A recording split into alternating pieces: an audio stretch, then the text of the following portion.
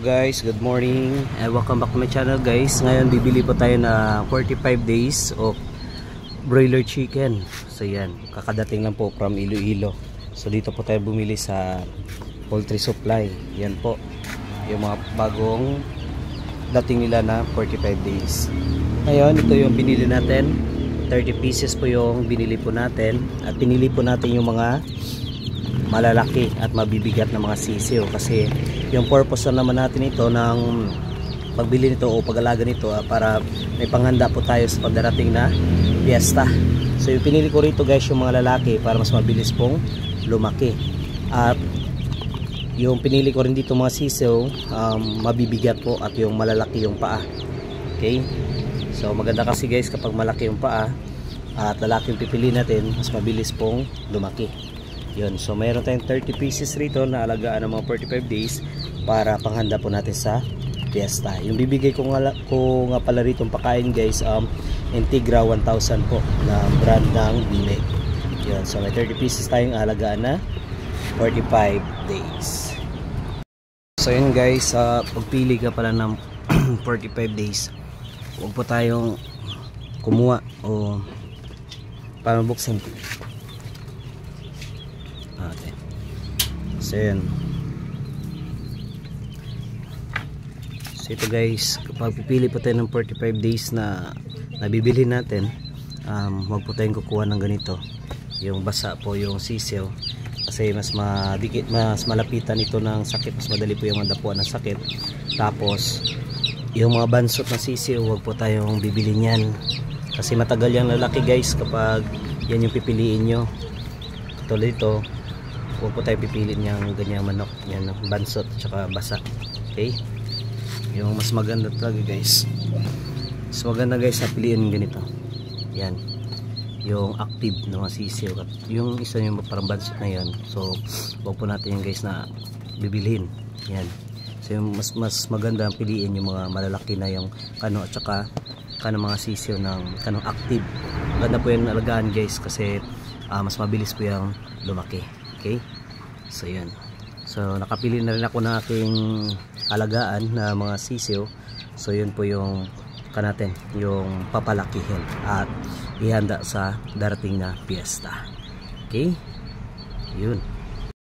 So ito guys, ilagay na po natin yung ating biniling mga 45 days na mga sisiyo rito sa kanilang magiging kulungan. Okay, yun.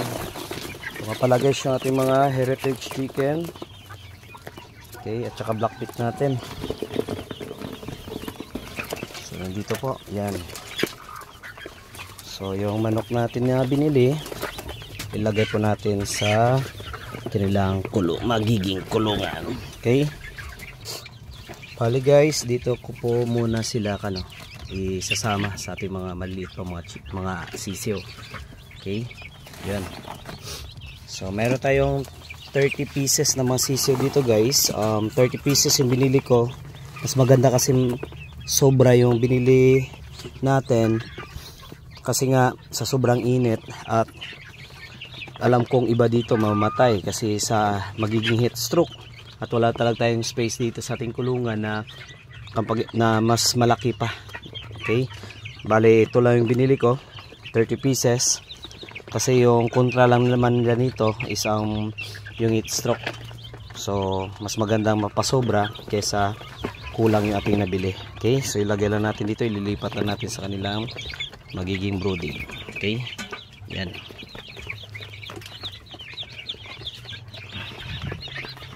So yung sa apakan nila guys, di na ako naglagay ng beddings na nilagyan pa ng mga papel rito para directly na agad mahulog yung ipot nila dito sa ilalim, para kahit paano hindi po mag-stuck dito sa itaas ng mga kanila, sa mga ito magiging maapakan nila. Okay, yun. So tanggalin na natin to lahat guys ng mga sisiyo, ilipat na natin dito.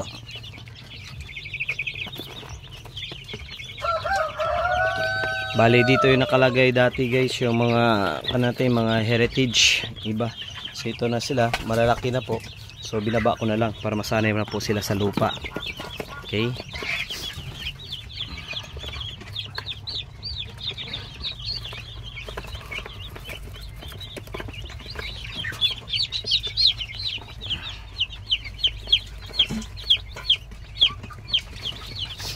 Bali yung mga 45 days natin guys, di pa sanay. Okay. So masasanay din sila yan sa kanilang inaapakan.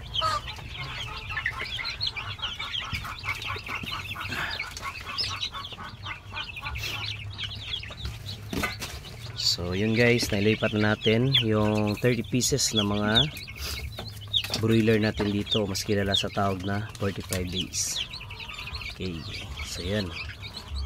So papalitan ko lang yan guys ng tubig, lalagyan ko na yan ng vitamins yung ating tubigan na yan para kahit papano mabigyan na ito ng anti-stress at vitamina yung ating mga alagang kanito at itong mga 45 days.